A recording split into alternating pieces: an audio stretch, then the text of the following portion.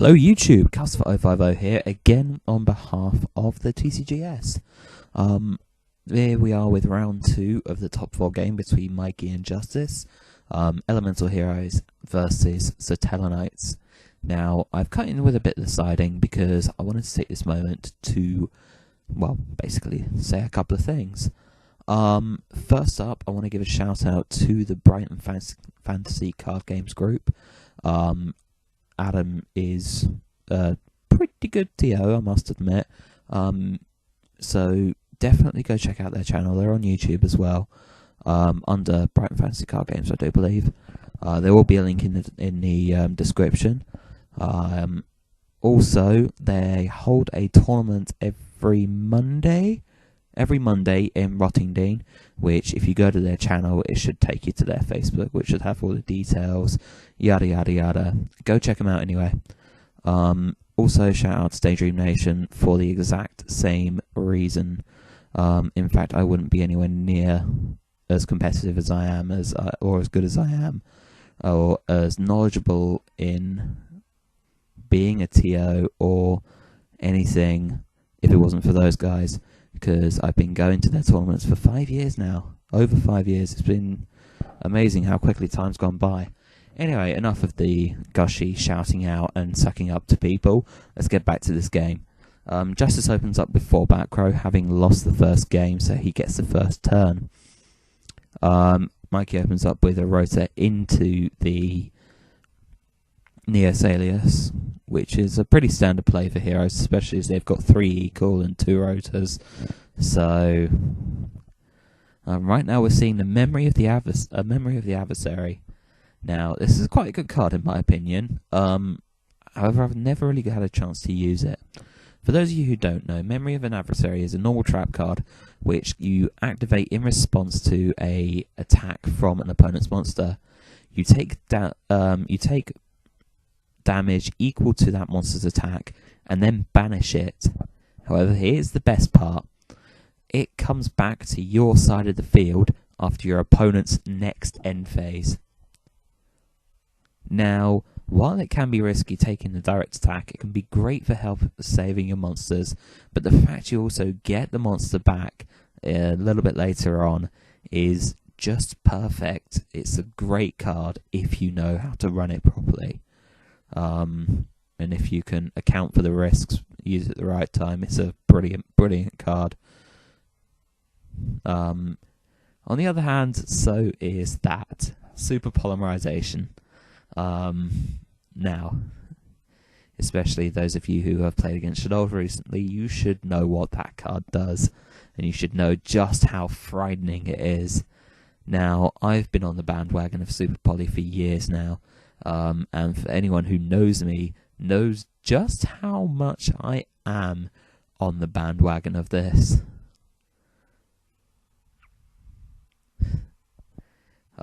Yeah, I'm not going to say any more on that subject. But let's just say I believe there was a meme made about me in Super Poly, or a card or something. I don't know, it's out floating on the internet somewhere. But hey ho. Anyways, Justice plays the Deneb, adds another Satella monster. I don't know which one it is, because again, I don't know the pictures that well. And because I can't see the cards as clearly as I'd like to, it's kind of hard to tell what everything is.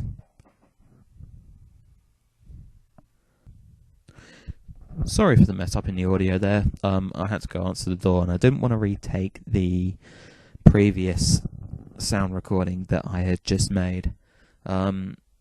Catching up with where we left off, the super polymerization was played.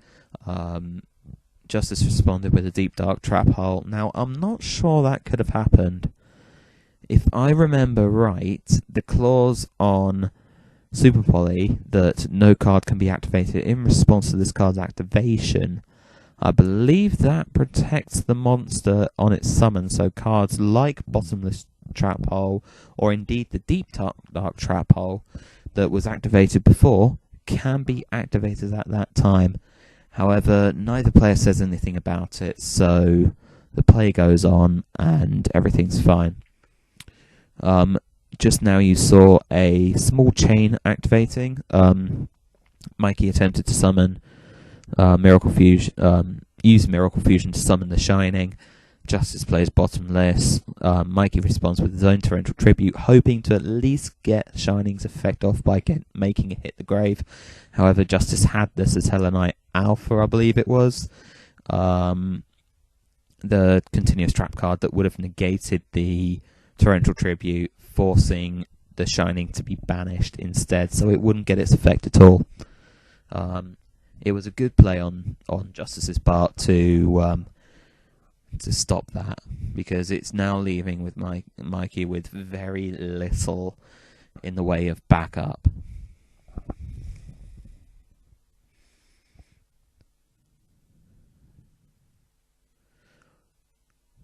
While there's a break into place there and a small brief of silence, I just want to quickly shout out and say, please subscribe to my channel if you haven't done so already.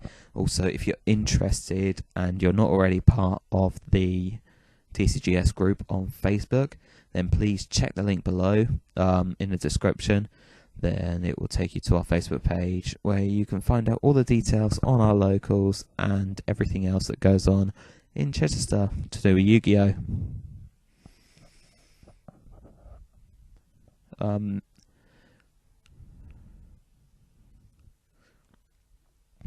I didn't really time that well because the play happened while I was talking there.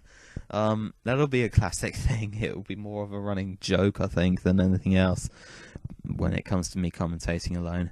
Still, Mikey draws and ends, and Justice carries on with another play.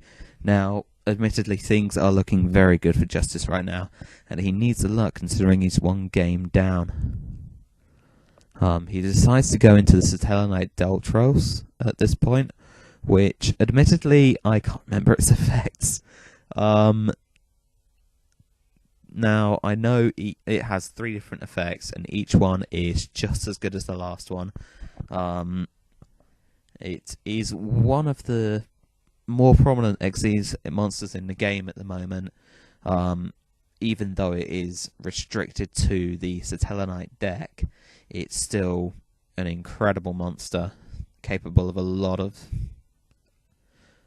great annoyance for a lot of players.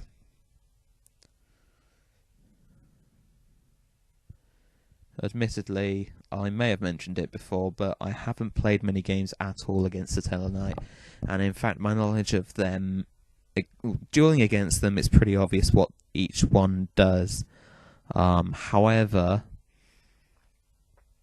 my knowledge of Yang Zing's is even worse, so when the Yang Zing feature match does come up, I'm going to be a little stumped unless I have some time to properly research the archetype. Yeah, sorry guys. Anyways, things are looking pretty bleak for Mikey here. I think the game's about to reach its conclusion. He's left with 1 card, which often for Mikey, you know, he can pull things back quite easily, and the hero deck itself can pull things back really easily with the insane amount of top decks it has, but not this time. So we will proceed into game 3. Stay tuned, guys.